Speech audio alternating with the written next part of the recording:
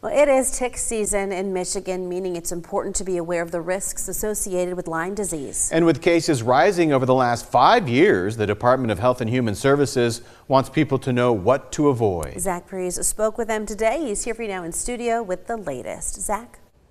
In 2020, there were 452 Lyme disease cases right here in Michigan. Then 4 years later, there were nearly 3 times as many.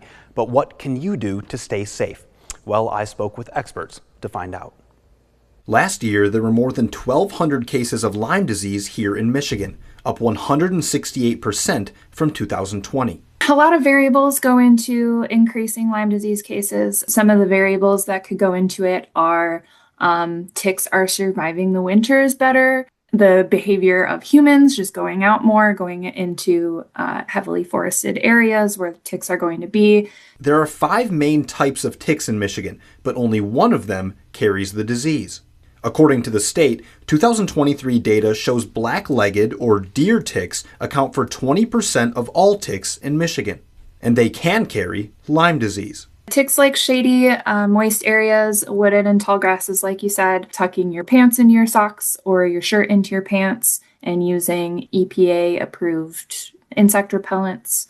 That's why it's important to avoid tall grass when possible and do tick checks on yourself and your animals when you get inside. Experts say ticks usually have to be attached for at least 36 hours before the Lyme disease bacteria can enter your body.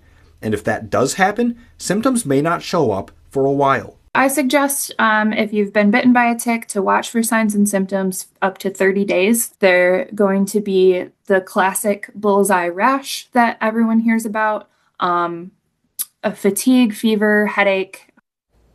And other symptoms can include a red oval-shaped rash, muscle aches, or even flu symptoms. And if it is left untreated, it can actually cause changes in heart rhythm or even arthritis. If you find a tick somewhere on your body, you can send pictures of it to MDHHS, and we have a link at WLNS.com/Scene on 6.